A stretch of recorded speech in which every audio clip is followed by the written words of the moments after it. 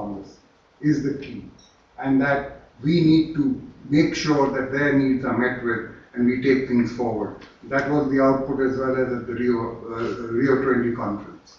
But I'm going to go fast because I think Amar has the participatory action research model, which I think is going to be extremely useful for all of you to see.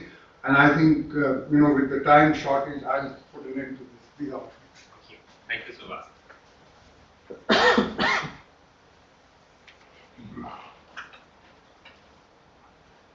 Well, since Subhash already put up the agenda that has been there for the last several years, and the agenda even today, since the morning we have been discussing about that, but the issue is really about how to do it. How do we go about? How do we integrate? In other words, how to transit and transform to be able to sustainably feed the world to these smallholder producers. That means how to resolve multiple asymmetries that exist within these smallholder producers.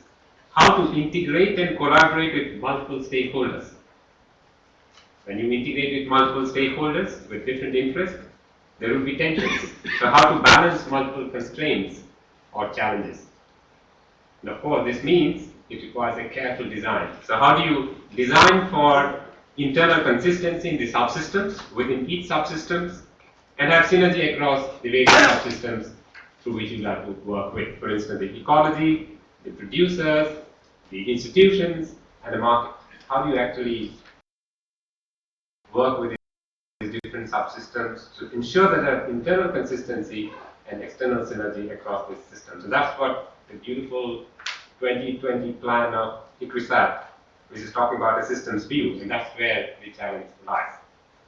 I'm just going to take you through this case of Navjyoti, what we have done there, and the learning from there for replication would be to see the logic and the science of replication. There's been enough work we have written. In fact, this volume gives there's a manual which actually depicts the exact steps of going about. In addition to this, there are about 8 papers which support the conceptual clarity. And in addition to that, we have about 8 courses developed which would be meant for the rural youth, which would actually run this community enterprise system. And with some hand-holding for 4 to 5 years, they should actually run it on their own. And they then become self-reliant. So, to depict the problems, I think since morning the focus has been market-driven. Is one of the agendas of ICRISAT. But here is an issue that we will have to carefully look at. We know that the markets, in terms of both product market as well as in terms of input markets, are problematic for the small producers. And both actually put huge stress on the producer, small producer. And of course, the overall problem of weather and climate is a significant issue. And on top of that, the health issues, those who have traveled through these rural producers and small producers across Africa and Asia, you will find the health, education are other significant associated problems. And most important, the very culture of agriculture is changing. And that's heavily influenced by the forces of globalization. In fact, I'm a professor of international business and strategy, and I've written several books around that, not on this subject. So I know very well what happens there and what are the design defects of multinational corporations. And if we use that design for producers, small producers, you go again wrong. There are several papers to explain that. But here what we see is the way privatization, globalization, and market economy operates, it operates in a different culture as compared to the culture in which small producers exist. The small producers exist in a culture of social economy, whereas markets operate on market economy. Now the characteristics, the features on which they operate are different. Now if you just let them interact with each other, be sure that they'll be eaten up. So the issue is how do you actually, but we need to integrate them. So how do we essentially look at markets? How do we understand markets for small producers? And the more important point is, how do we actually use the lens? Do we use the lens of the market to resolve this problem, or we use the lens of the producer to resolve the market? And how do we actually deal with these complex problems? Because one is a different culture from the other, And if you just simply say that they should be connected, I think we are making a great problem. And we know that farmers in India who have gone for commercial farming are the ones among whom maximum suicides have happened. We have allowed microfinance to operate in India, private microfinance in India, and you know the results. The government, the RBI, the chairman of the Economic Advisory Committee of the Prime Minister, they have come out openly to say that what we did in microfinance was an error. Now, this is the issue of how do we link small with a large fish and who operate on different principles.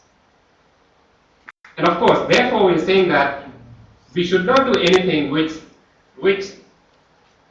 kind of breaks the competence of the small farmers. That is, they are best when they are biodiverse, they are best when they use integrated agriculture, they are best when they use economies of scope.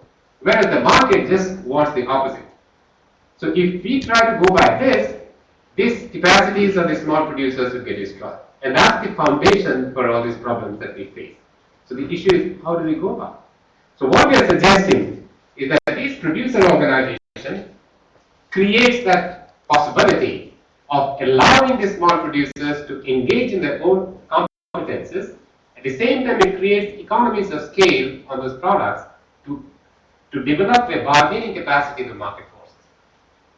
And that's how it will balance the two. But then again, the issue could be, how do we design these community organizations? How do we design these producer organizations so that it doesn't become another multinational corporations where the product becomes the focus and the producer is lost out. And several producer companies in India, Dina was referring to 150 producer companies, but it's around 300 producer companies in India. And most of them, in fact all of them, have gone product companies, not producer companies. And that's where they're dealing from the interest of the small producer. So I'm going to just touch upon these various factors quickly because this takes me at least 3 hours to explain, and there are several papers which explain this point. So it's about 10 papers to explain this whole, just one slide. So this is, obviously you can see it's a systems view. First, the focus, in the afternoon we had gender, but this takes family as the basic unit for performance analysis. Whatever we do, this system is of no use till it generates well-being to the individual smallholder families. That's the basis of our performance analysis in this whole systems view. And of course, we know that family alone, this is the objective, but the strategy is not to operate at a family level because the market forces are so powerful. So we say that we would integrate them. We also know that village is the basic social unit in Indian setting. It's a basic social unit. Natural resources are controlled at the village level. Natural resources are controlled at the village level, not at a community level. So we need to, if we have to leverage those, we have to use village as the social unit. But again, the village does not provide sufficient surplus to be able to negotiate in the market system. So we say we'll take a few villages. We have made several combinations, and typically we found in our own experiment that about 4 to 5 micro watersheds is the best possible size at which it provides sufficient numbers of producers, sufficient land base from which the surplus will have the economies of scale to negotiate enough with the market system. So from all these points we found a GP in Orissa condition. In Maharashtra it may be a couple of GPs, in Andhra Pradesh it may be a couple of GPs, but what we're saying is a land base of about 3,000 hectares and the farmer families numbers being around 600 to 800 makes an optimal size at which it becomes commercially and technically viable. So we operate at a level of cluster, which is the community enterprise. And we don't suggest an enterprise, but it's a community enterprise system. So, this being the focus, the design issues are here. The design issues we clearly say is optimal size, not unlimited size. We need to leverage scope, not scale, not single crop, monocrop, but multiple crops. maintaining the diversity of the ecology or the capacity of the producers, appropriate technology which relates to, in our case we have just tried this and it's working wonderfully, adopt integrated low-cost agricultural practices with natural resource management. We talk about internal ownership or ownership by the people and internal resource generations. Initially we do put in some capital investments, but the focus is always to generate internal resources by the members or the producers, and we also emphasize on what kind of governance and management by the producers. And that's what I come back to this issue of how do we develop that capability wherein the Indian management schools which were aiming for rural development, IRMA or XIMB rural management or XISS, have all failed. These students, NDAs, will never go to the rural areas to work now because they pay huge fees when they go to study, they take bank loans, and even if they have to pay back that, they can't do it if they go to the rural areas, and when they get married, that's not a comfortable place to work. So that model is not working. So we're saying we'll pick up people from the community. We have done that. We pick them up, class 8, class 10, class 12.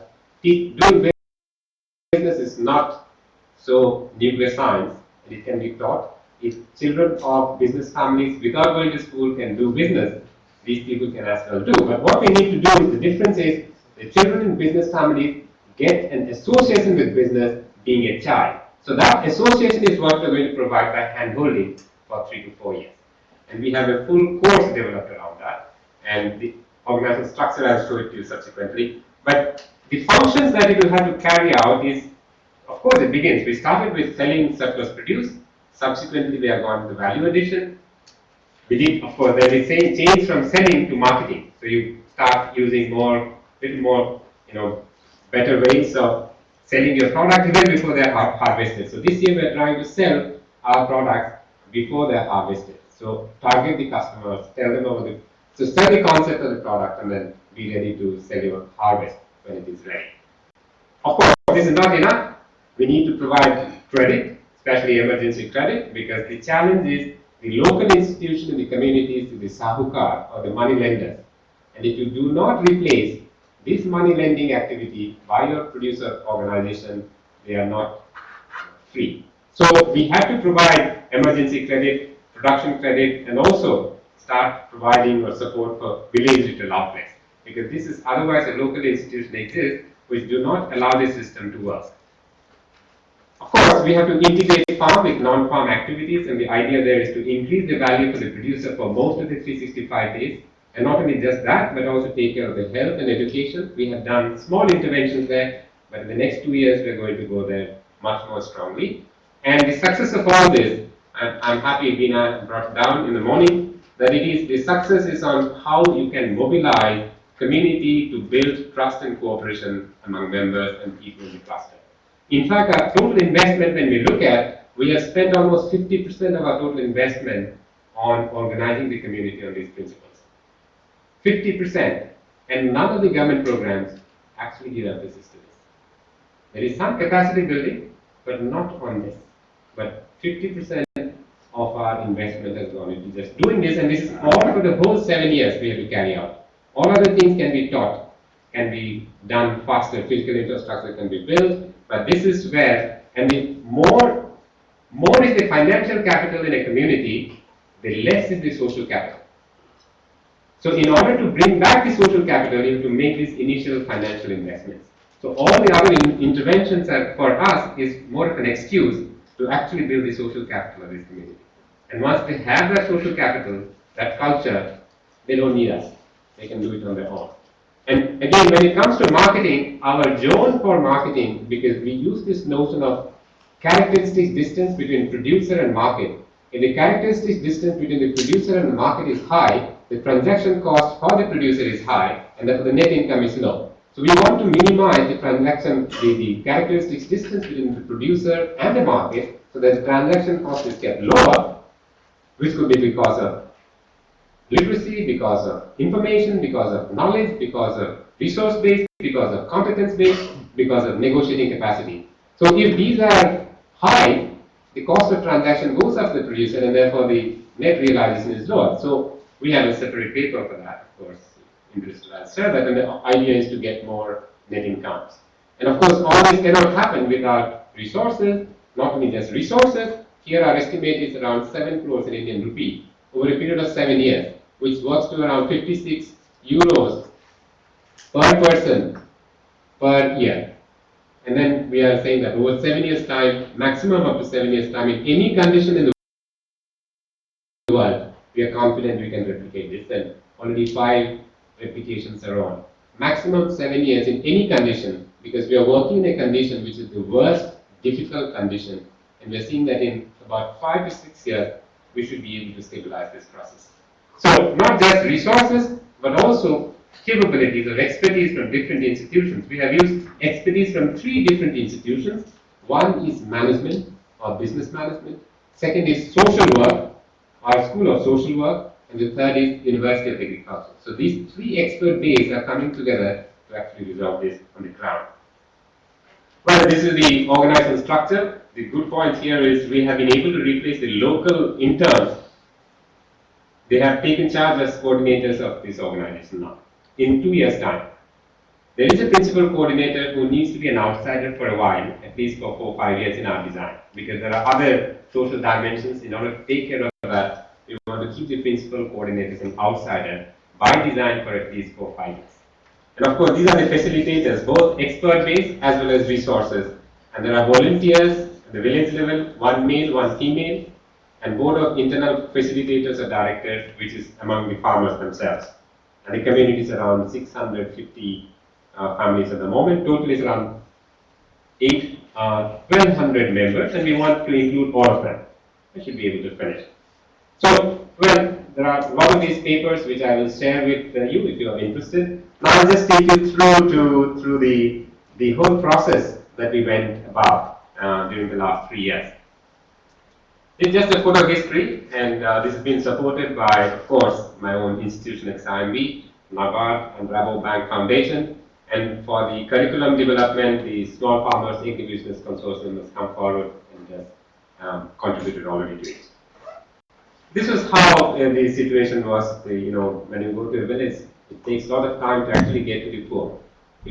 It's not easy to reach to the poor immediately. It takes time. Those of you who have been having those experiences would realize that fast. So from these conditions, we gradually started working with the community, started sharing with the community, and most important, I would like to emphasize this, that when we go as external agents, if we don't go with an open mind, we don't learn their problems, we don't understand their problems. If we don't understand their problems, there is hardly anything to complement. We rather destroy the social fabric and come out. There is enough knowledge and wisdom within the communities, is my experience. We have to go there to learn and just complement, don't destroy the structures. We just need to complement the capabilities. And of course, that we have to be very creative in order to be able to link to a system which is totally opposite their system. The financial market systems and the social communities or social systems are different, and therefore we have to be careful how to link the two. Then gradually, of course, we keep on doing this. The first year was extensive social mobilizing process. Immediate, of course, we did the marketing in the first quarter, we got additional income, the prices of these products went up by 60% to 90%, and they shared that. That brought more people together. So more people came from almost from 1 panchayat where we started, 7 panchayats people started coming. We said, well, it is going outside our zone of geography, so we will not be able to include you in this part of the producer organization. We will set up another one for you subsequently. So we just limited to 2 panchayats in this case in our experiment. So this was the first profit sharing within the first 3 months. We started talking about natural resource management, watershed management. We got experts to talk to these communities and the people, and we started this engagement with the people very early on, with the first year itself. This is the geography, around 55 villages, a radius of around 12 kilometers from the central point, so that the geographical distance is maintained to see that if we want the people to participate, where the road transport is not so good, they take almost half a day to walk or come by cycle. So we don't want to steal their time on meetings. So to facilitate that, we keep the distance around 10 to 15 kilometers the radius so that they can come and still go back and not lose a lot of time. And we meet every month. The members, all the members meet every month once, and the volunteers and directors almost meet every week. This is about convergence of resources. NABARD is there.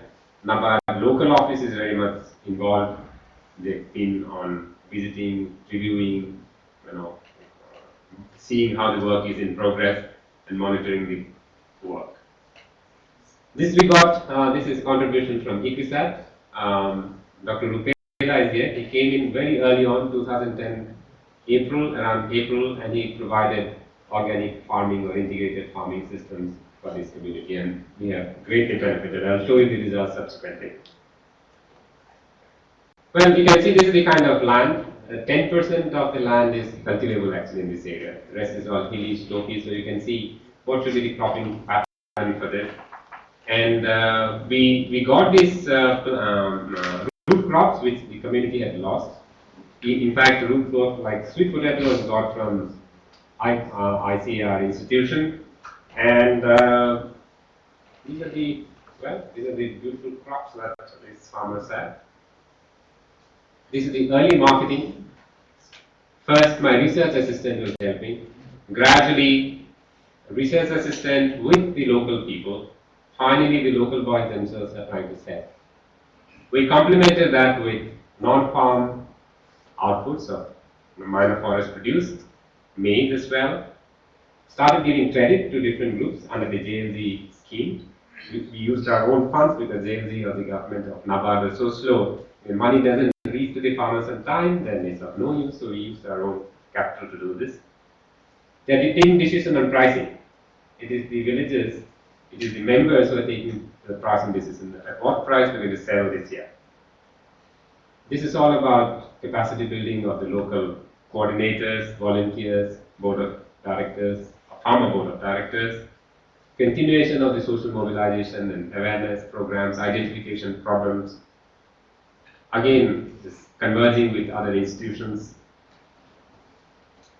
Moving it a little more to marketing, organize a little more, better way of retailing. Involvement of examiners, all these professors getting involved. Very happy to say that around 8 professors are involved in this project and they work free. Usually they charge at least 40,000 a day as consultancy fee otherwise. And they're all working free, around 8 to 10 of them. The financial number is also a customer. Rabobank came in with a few more infrastructure facility to actually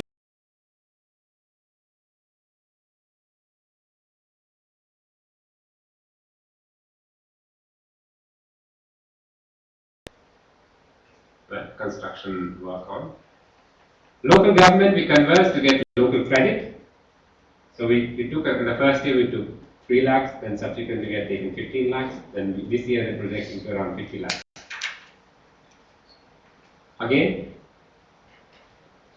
building capacities, working at the village level, planning at the village level, converting those and making the local boys to actually replicate these processes, integrating livestock, focusing on health and education in the community, exposure visits to other places for integrated organic farming, other institutions converging. You can see how they were organized in the beginning and how gradually they have gone about. Manure, this is their cow dung. That's the manure, and today it's not freely available. They all want to use it, and they have stopped using chemicals and fertilizers. So this is some of the outputs. Getting minor millets into the system, so increasing the diversity. Mulching, less water requirement, less weeds. Local farmer, they will have pesticide, and he says, I can sell it now with a price. It's an organic pesticide, and he's confident that he is selling, I'm going to sell it to other people now. Integrated farming. These are all the chemicals or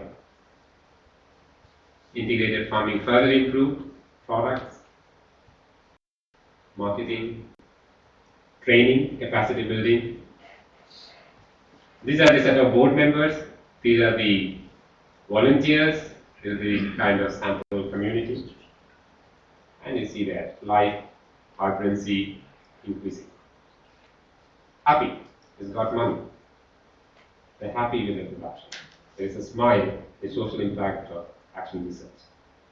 And this is the best way to see whether it is working, is that it has begun to replicate, and at least 5 communities are adopting this to replicate themselves within our model.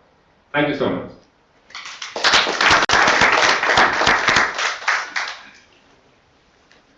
Thank you, Dr. Mehta and Professor Naik, for sharing with us the Navajyoti DC experiments.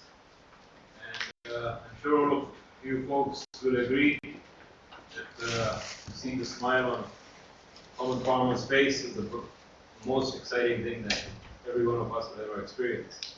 We heard a lot of sessions before this and heard that all the policy, everything that the government does, and where we are ending up. Because in today's world, nanotechnology, biotech, and infotech is just moving so quickly that all the breeding and all the inventive work that we're doing is just not reaching the farmer. So I think most of you will agree that this sort of work directly at the grassroots level and working with the farmers in designing their own systems, especially the model that you presented, I think that's the best solution for today's model. Coming from Africa, and also working with the farmers, this is one of the things that we do on a regular basis, and we are very honored actually to see that the whole cooperative community-based work is coming back. I think we can learn a lot from this process as well. Thank you very much, gentlemen. We'll move along with the next session, and we have Professor Asha Singh Kanwar, the President and CEO, Commonwealth of Learning, COL, from Canada. Professor Kanwar became President and Chief Executive Officer of the COL on 1st June 2012. She has served COL for 9 years, first as an education specialist, and then as its Vice President for 6 years.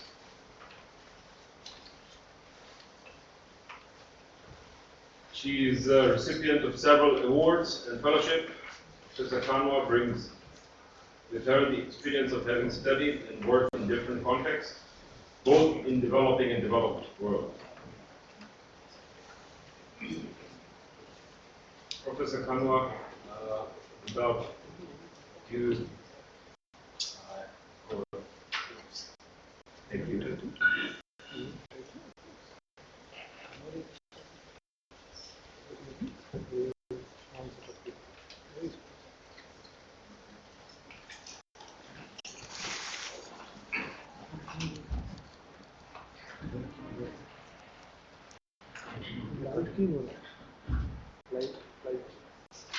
Thank you very much, Chair, for that introduction. It's an honor to join the 40th anniversary celebrations of ICRISAT, and I'm very grateful to the Director General, Dr. Dar, and the organizers for giving me this opportunity. My topic today is modern ICT the answer to extension, which will be examined in the context of the Commonwealth of Learning's work in lifelong learning for farming. This presentation has been prepared jointly with my colleague, Dr. Balasubramanian. But first, a word about the Commonwealth of Learning, or COL. The Commonwealth of Learning is an intergovernmental organization that helps Commonwealth governments and institutions use various technologies to improve and expand education, training, and learning in support of development. We work in 54 member states that cover all regions of the globe. COL has headquarters in Vancouver, in Canada, and a regional office for Asia in New Delhi. CALL and ICRISAT have shared a close collaboration over the past decade. CALL supported the feasibility study for the VASAT, which brought together agricultural education, ICT for D, and open and distance learning. It was a timely initiative. ICRISAT also played a prominent role in the biennial Pan-Commonwealth forums held in Durban, Jamaica, London, and India. More recently, the Learning Integrated Voice System, or LIVES, developed jointly by CALL and the University of British Columbia, is hosted by ICRISAT and will reach thousands of farmers in their local languages. My two former predecessors and CALL presidents were associated with ICRISAT. Tan Sri Raj Dhanarajan as the chair of the AgroPuri project, and Sir John Daniel, who visited ICRISAT in 2006. CALL experts worked with ICRISAT to develop a repository of reusable learning objects in different languages, and here is a sample of the content developed by rural women in Telugu. CALL also supported the founding of the ICT Hub in 2003 to promote two-way video conferencing with women learners in Andhra Pradesh. In addition to our present collaboration in LIVES, which I've already mentioned, we have recently completed joint learning modules on the Commonwealth Computer Navigators Certificate, and Dilip Kumar is leading on that. Finally, the link between CALL and ICRISAT was further strengthened when Dr. Balaji from here joined CALL as our Director of Technology and Knowledge Management. Now let me come to my topic. Let us first review some of the basic issues in agricultural extension. First, there is a declining investment by both governments and private providers. Second, the ratio of extension officers to farmers is 1 to 25,000 in Uganda, and in India, there is 1 extension officer for every 2,000 farmers. Third, the volatility of global imperatives can disadvantage the farming community, as the recent rise of the demand for vanilla, which was brought to India and then suddenly shifted back to Madagascar before farmers could even react.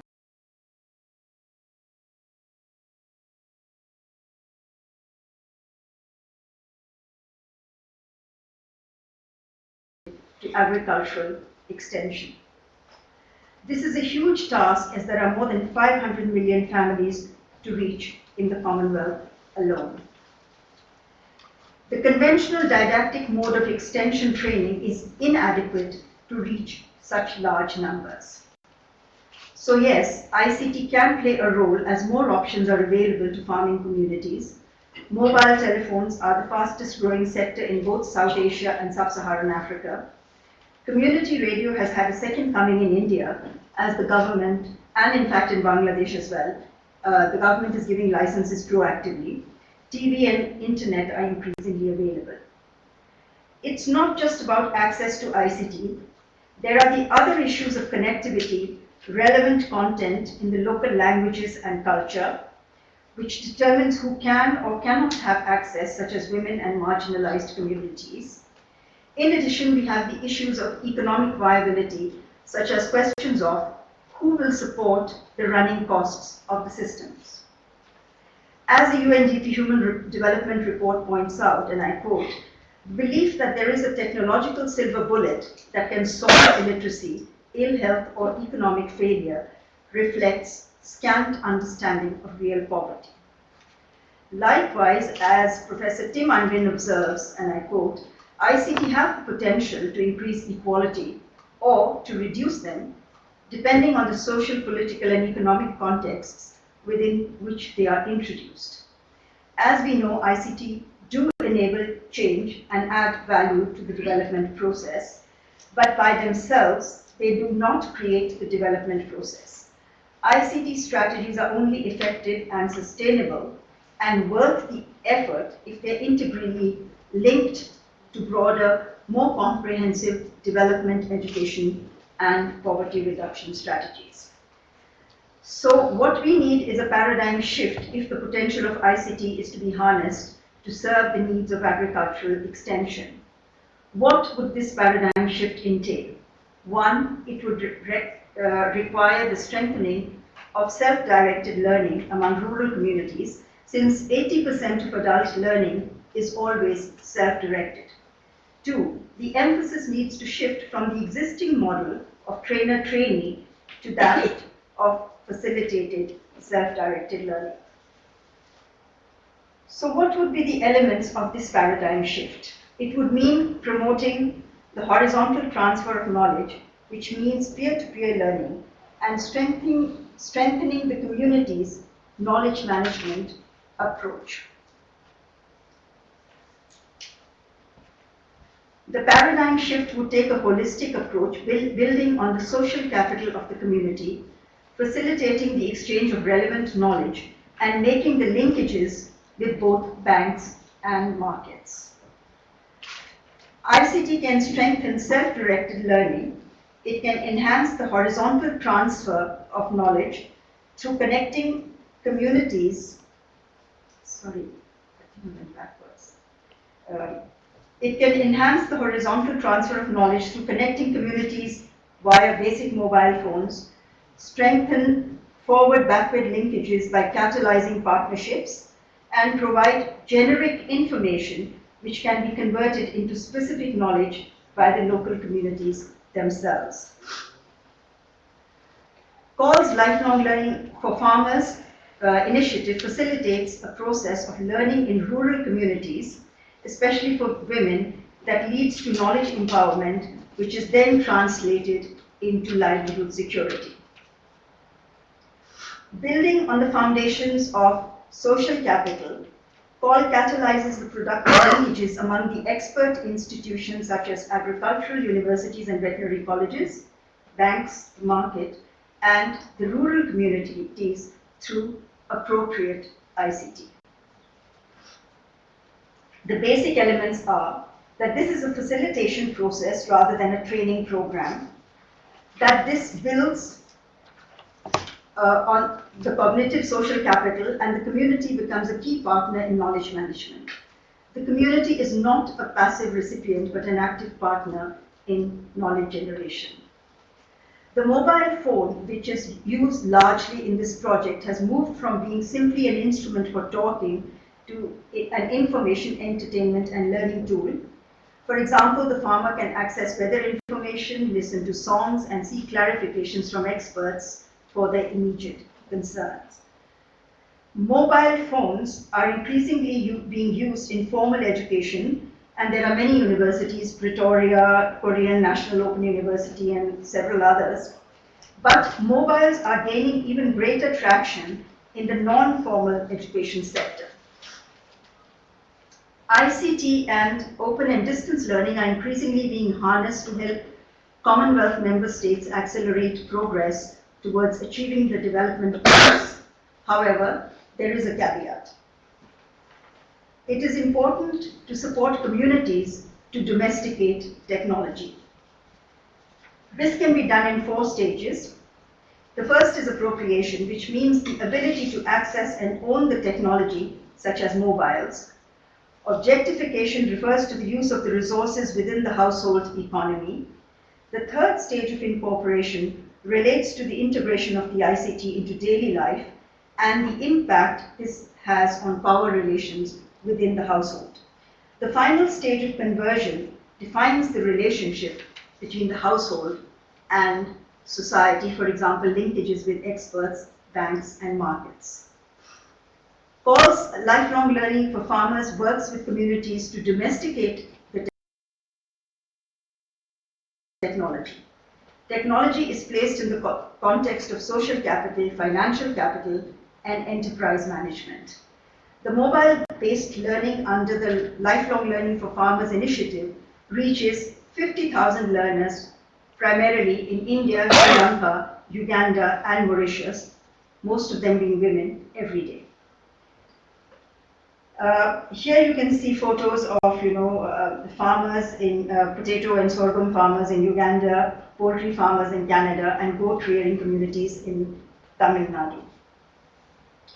You can see the women from Theni district in Tamil Nadu sharing information with other women, for example, information on vaccinations by government and its impact on a particular disease. So there's a lot of horizontal learning that takes place in addition to the vertical. In a review of the Lifelong Learning for Farmers project, the World Bank report concludes, and I quote, the use of ICT such as mobile phones for learning influenced development outcomes because the learning experience was tailored to women's cognitive social capital and reinforced by links with commercial banks. Mobiles are being effectively used in Kenya and Uganda and have led to the prosperity of communities living on less than $1 a day. Here you can see the Kenyan farmers are jubilant after the completion of the financial literacy course and the opening of bank accounts. According to World Watch Institute, and I quote, because L3F Uganda adapts its educational tools to fit farmers' lifestyles and technological capacities rather than imposing costly or time-intensive educational programs on farmers, the project can make real advances in empowering farmers and improving their livelihoods. Here is the Batwa community in the Kabali district of Uganda. They learn beekeeping techniques from Makerere University experts and from each other in their language, Ruchika. This has resulted in the enhanced productivity and increased production of honey. A study was recently conducted, and it's still the very preliminary stage. I've just got very, sort of advanced data to share with you. This study was conducted with the Lifelong Learning for Farmers projects in Kenya and Uganda.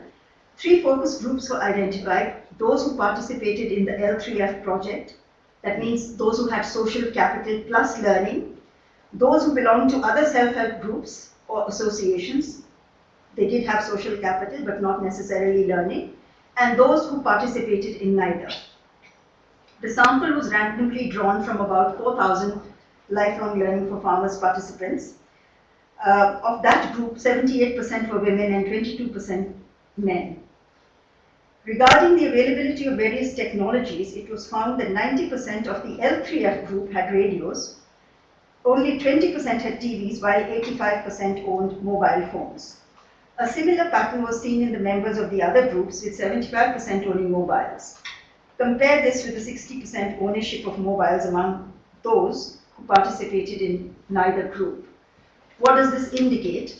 That the ICT is quite prevalent and all 3 groups have more or less similar access.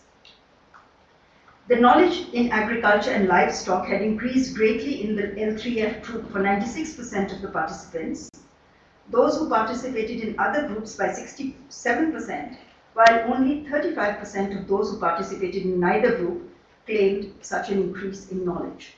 It is clear then that ICT has to be systematically deployed to play a role in extension. Regarding the increased ability to negotiate in the market, 95% of the L3F participants responded in the positive, while the percentage of those in the other 2 groups was much lower. This is one of the indicators of empowerment that emanates from the lifelong learning process, and it actually also contributes to the sustainability. For how many families had the income increased in the last 2 years? 87% of the L3F families had experienced enhanced income, with only 35% of the families participating in other groups, to 20% among those who belonged to neither group. To the question of how many families were now able to take 2 meals a day, 88% of the L3F group responded positively, to 46% among those who were members of other groups, and only 30% of the families who belonged to neither. As you notice, the percentage of no answer is higher in this category, as members find this a very sensitive issue and not necessarily to be shared with strangers. As you've seen from this evaluation, that the L3F paradigm takes a holistic approach, and it is this that led to ICT contributing positively to agricultural extension. In conclusion, let us return to our question, is ICT an answer to extension? Evidence shows that ICT alone cannot be the answer. A paradigm shift is required in the concept and practice of extension, and only then ICT can add value to agricultural extension. And with that, let me thank you for your kind attention.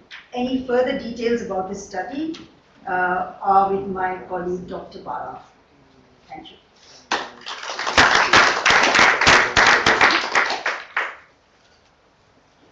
Thank you, Dr. Kanwar.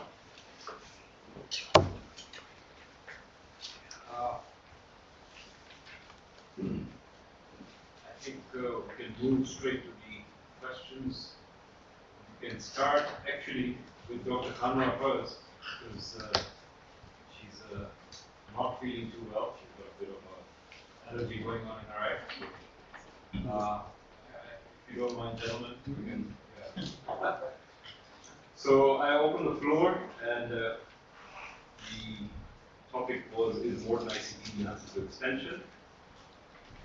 And let me just say that from what I saw of Uganda and Kenya, the main thing is that when the youth gets involved in participating, especially with the telecommunications and whatnot, it gives the elders also a chance to share with them, the youth that is, on the ways in which agriculture can be made commercialized for these countries. So it's a very useful tool, and not only is the general public benefiting, but also the youth is being involved in this. So I found that very useful. Okay, so can we have questions for Dr. Kanwar?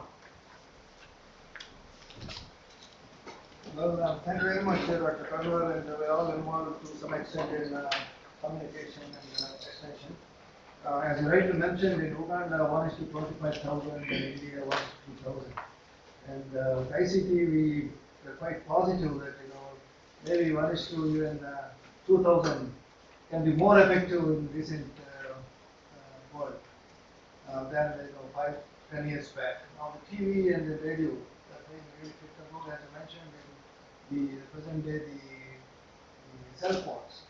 Now the rural farmers are in contact with the experts, and they are trying to get information from the institute. They are trying to get information from institute like ICRISAT, now progressing very well than our expectations. So maybe next 10 years, but your concluding point, you said ICT cannot be an individual tool, but it's an added value. Yes, we all agree with that. And ICT can be really an excellent tool in achieving our research reaching the farmers. Okay, so that was just a comment. Thank you. Yes.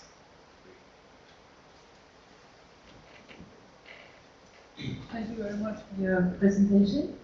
Just sitting with one thing in mind. I'm thinking, let's take for example Tanzania.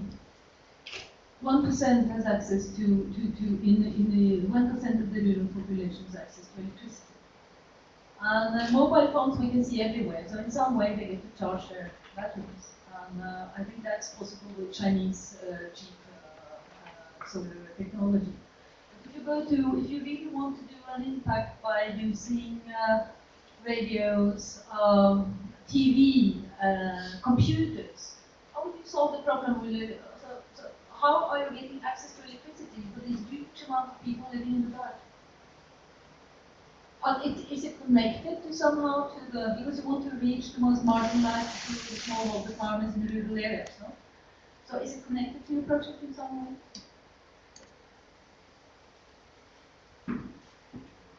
Yeah, well, I can answer that. For us, the key thing is the appropriate technology.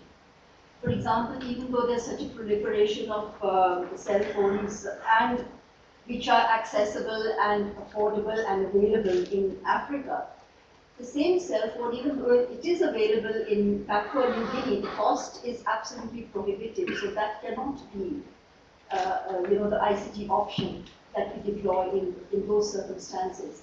And in Africa, of course, solar energy and those wind-up radios, etc., have been used for many years. Even for nomadic, populations, you use interactive radio instruction using basic, cell-operated cassette players. So it depends on the kind of technology that people have available, because the point is not to sort of, widen the divide, but to try to close it with technologies which are appropriate and available.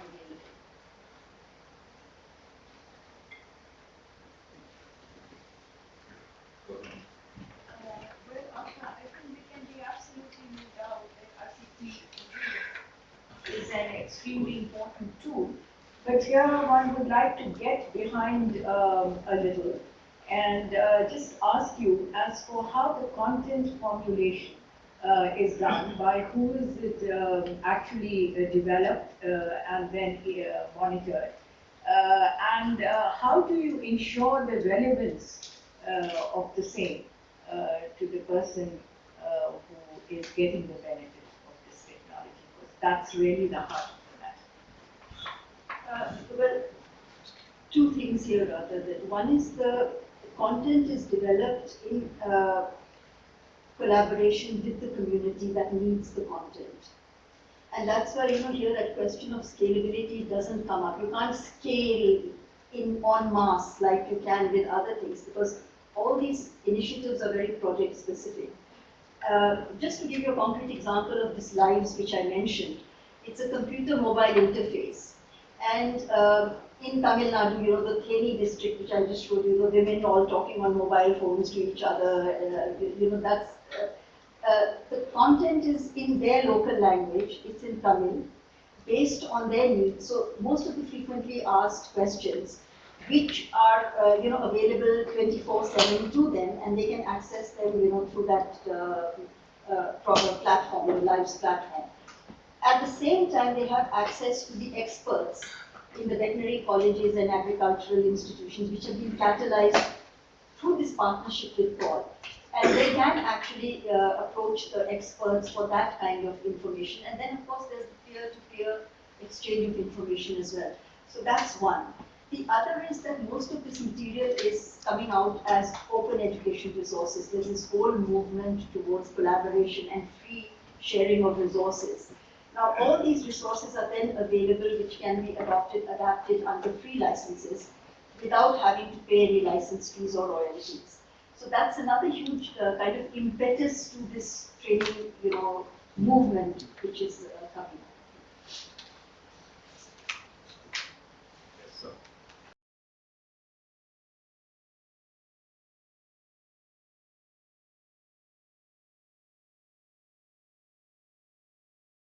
This information asymmetry, no doubt the use of ICT technologies has reduced this asymmetry. Now, at the same time, these ICT technologies are used for multiple purposes, not only for agriculture, even for health, veterinary, many purposes. So it has generated multiple benefits also. So both in terms of both tangible benefits as well as intangible benefits.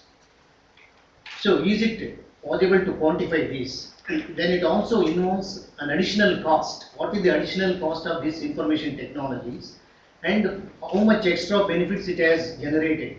So you told that say in a table manner, with and without, it is only in percentage, not in absolute figures.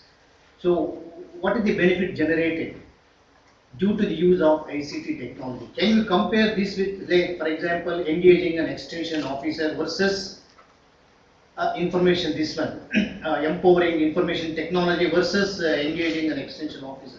Which is more cost effective? Which is more penetrating? Which creates profound impact?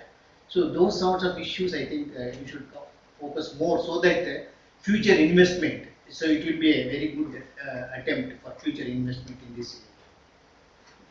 Thank you for that comment. Well, that's what we are trying now, to actually get as much evidence as possible of specific concrete instances of reducing costs, increasing quality, increasing access.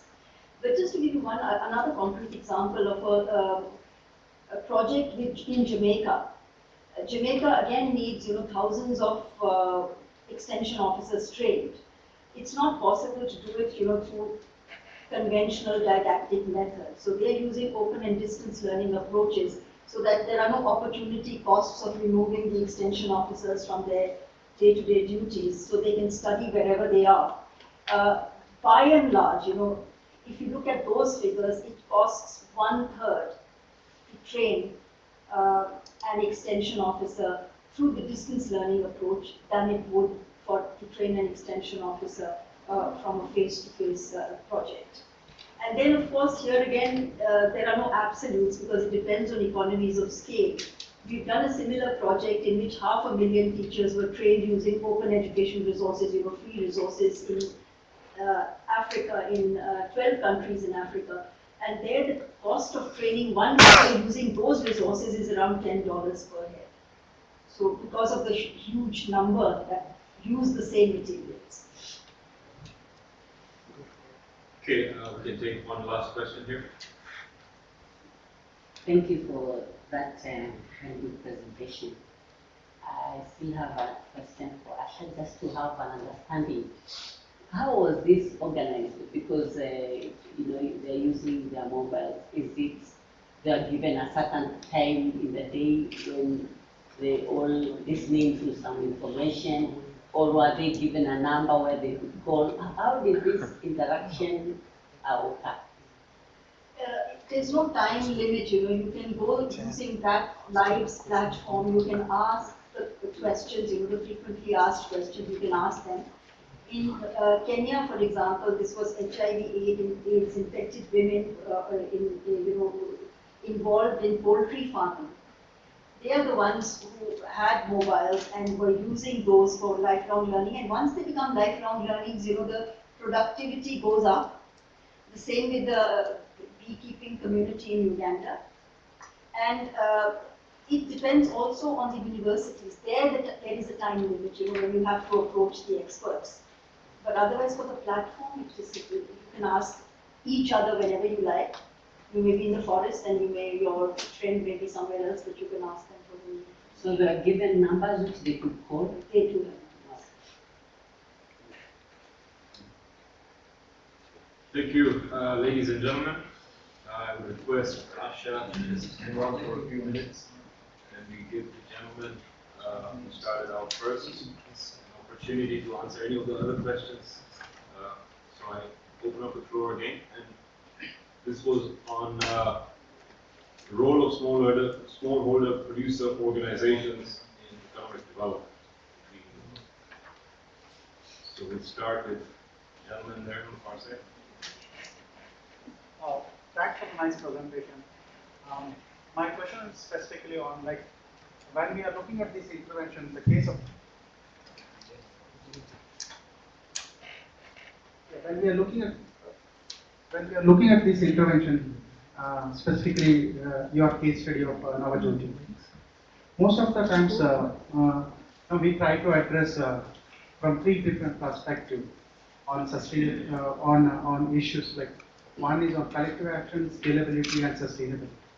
Of course, you did touch very nicely and gave empirical evidences of the collective action in terms of how much it takes to invest in the collective action, about 50% of that. And second is on scalability. You did again give a nice example of why you restrict your geography. What has been your experiences in terms of sustainability?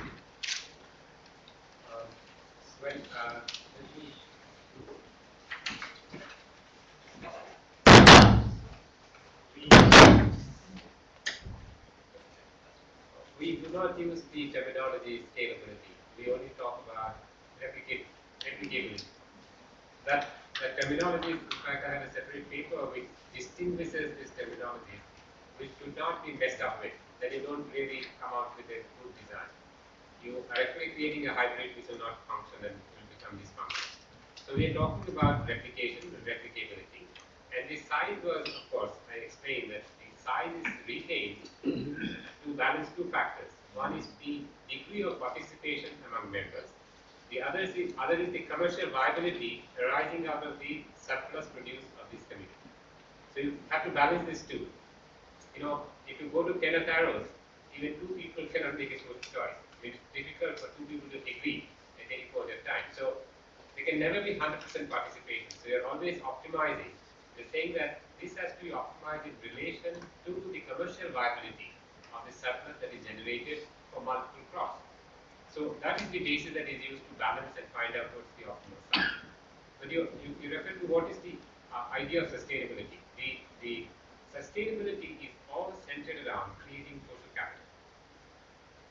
If you are able to bring back or recreate the social capital of the community, it is sustainable. Simple as that. There is no other dimension, no economic dimension. Simply work towards that. Whether now, for instance, the other dimension is smaller sub-dimension of that would be if the local men and women or local youth can manage these operations on their own, which cost around 2 lakhs, 24 lakhs a year, total expenses. And if you're redefining the market zones correctly, the expenses would come down. We had initially thought of going very far, then we realized that the prices gained by the producers is maximum when you're reducing these characteristic distance. So we have 6 people there. You see the interns are 6 in number, but we can actually reduce it down because they're limiting our boundaries of market. So if you are able to transfer these managerial capabilities to the rural youth who offer these services at much lower cost, attrition rate is almost zero, then again it is an indication that it's going to sustain. And they can quickly reach to around 2.5 crores of business in a period of 3 to 4 years because there is enough surplus there. Simply, but you have to add horticultural crops. In our case, we said we have to include horticulture, forest produce with farm produce. So if I don't make this basket of product, I will not reach that 2.5 crore, which will 10% of which will take care of the operational cost of this. And that's when I say that it is sustainable because it does not depend on external resources to manage its own operation. Yes, sir.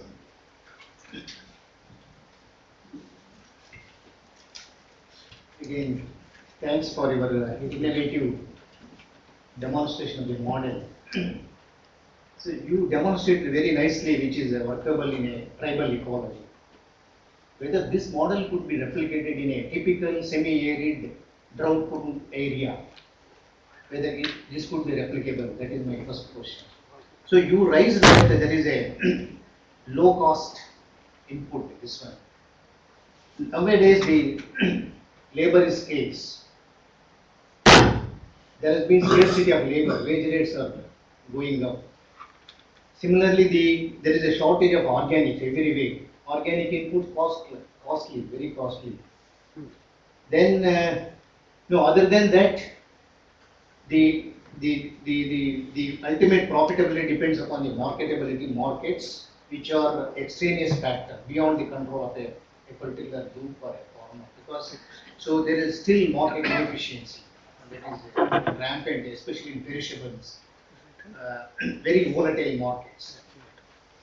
So given this, how it could be workable in a semi-arid, in a drought-prone area, this model, how to achieve this, given these constraints?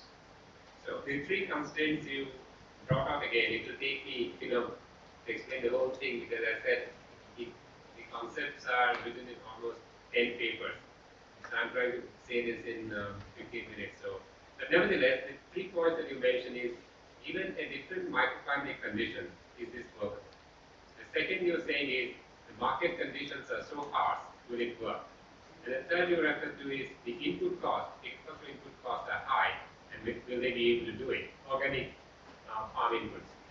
Now, on the first part, it is workable. What we have seen when we developed the curriculum, we have looked at what are the different broad product categories in different microclimate conditions. It boils down to, we have sat down with agricultural professors and we arrived at around 10 categories. So the product basket for any cluster, the items in this basket will change depending on the microclimate condition. And if you are using economies of scope, you can achieve. Because it's just not always farm produce, it could be horticulture, it could be forest produce, it could be just minor forest produce, it could be animal husbandry. So it could be any of these which you have to make. The choice of product basket will keep changing given the microeconomic condition. And this will change within these 10 items, 10 broad categories. So we just take this, and in terms of that, technically it will work. The second part is that is input cost is high. It's not high. If you practice the principles of organic farming or integrated local farming. Sorry, even see, the natural resource management is very expensive. It involves a lot of lumpy investments. For example, water recharge or any, for example, soil and water conservation measures. It involves a huge capital. There are all simple methods. I can refer you to a farmer in Maharashtra, Subhash. You just go and visit his farm, how he manages and what he does. Simple example. Or there's one more in Kerala, I'll refer you to. Go and just see his farm and how he does it. Input cost, external input cost is 0. And additional income he makes, net income these two farmers make is around 6 lakhs. One farmer in Kerala with just 2.5 acres of land. Another farmer on leased land is making a profit of over 6 lakhs a year. So the whole science of that is different from the traditional agricultural practices, and we have to understand that deeply to say how it will work. Market, we are saying you have to reduce. We are saying that not more than 300 kilometers is where the producer organization of this type should engage directly. Because beyond that, the characteristic distance of many factors increases. And therefore, the bargaining capacity for the producer reduces and the price rises. So it should be very carefully thought out. Producer companies in Kerala which have gone for single products,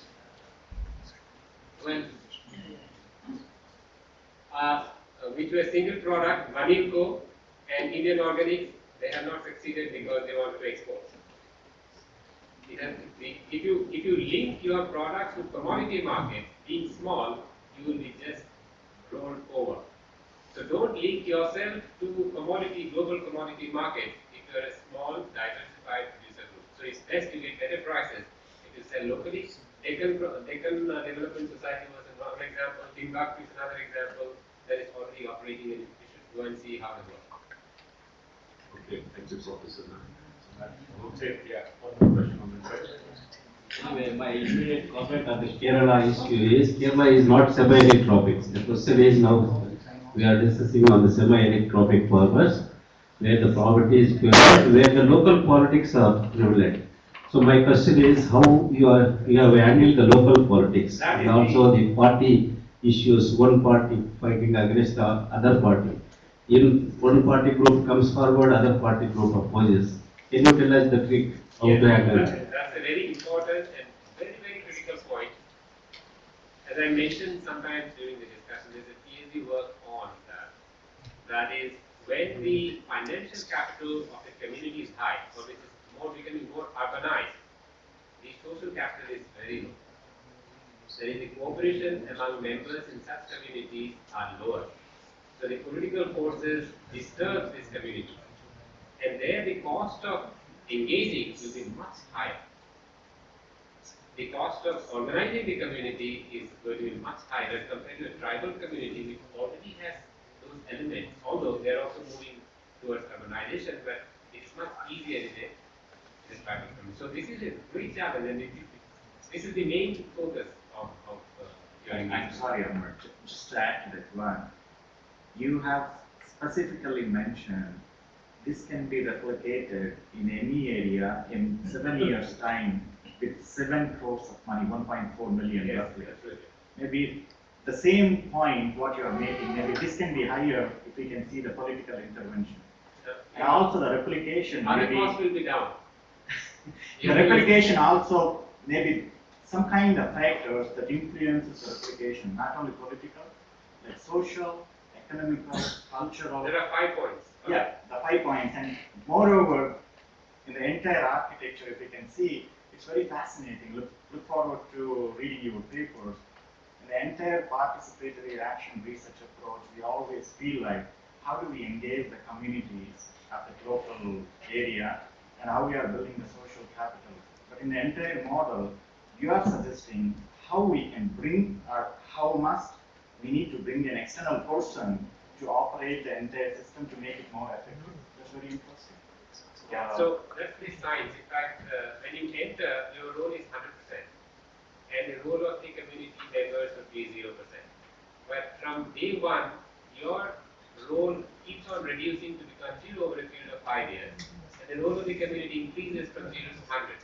And in the 5th year, all the details are there. You can see that. But when the time it takes to organize in the tribal community is longer. In a urban community, it will be faster. It will break faster because of this damage. So therefore, you have to be very clear. This is a social engineering process. But if one cost is increasing, the other cost will be lesser. You will be more closer to market. See, in the tribal pocket, which is 350 kilometers, the cost of transportation is very high. Whereas when you are in semi-urban or urban, the markets are closer. So your realization will be better. So there are pluses and minuses, but the challenge is always dealing with the social capital formation. That's the biggest challenge, and I would disagree with that. Thank you, ladies and gentlemen. Give me a chance to speak. So you're saying, Yes, and I say, don't tell. Go right ahead. No, we've transgressed.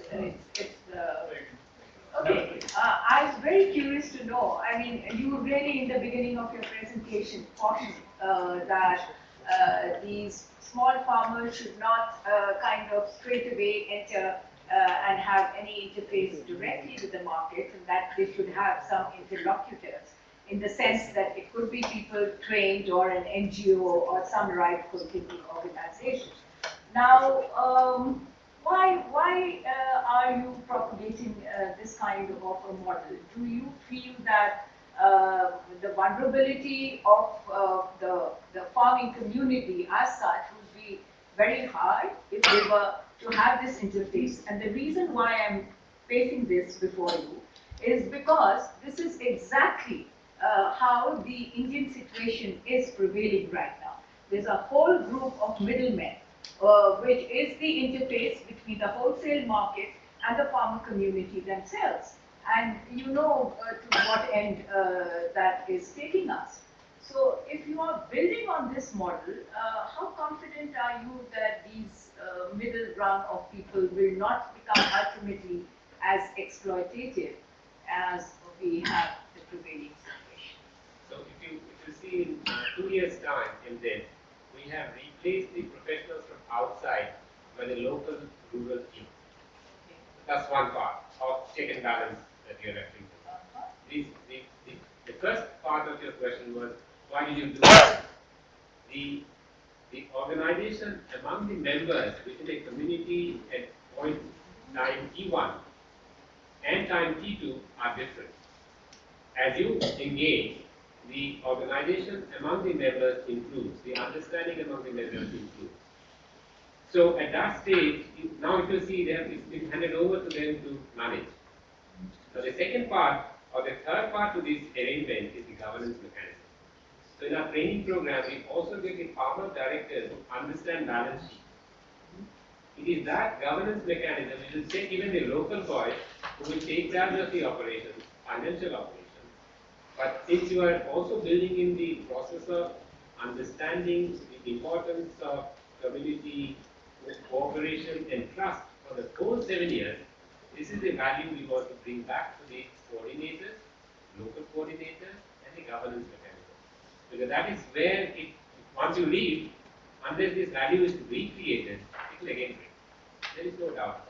So we have to continuously work to bring back the social capital more strongly at a management and governance level. That is the challenge. Okay, thank you very much.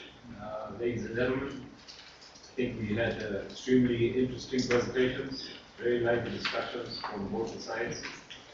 I would just lastly like to present all the speakers a small token of appreciation from ICRISAT. So if I may start Prepare to present the gift to the second speaker, that is Dr. Asha Kanwar.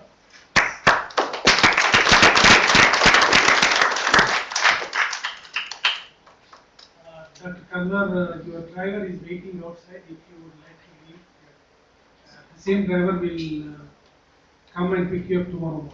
I'm sorry.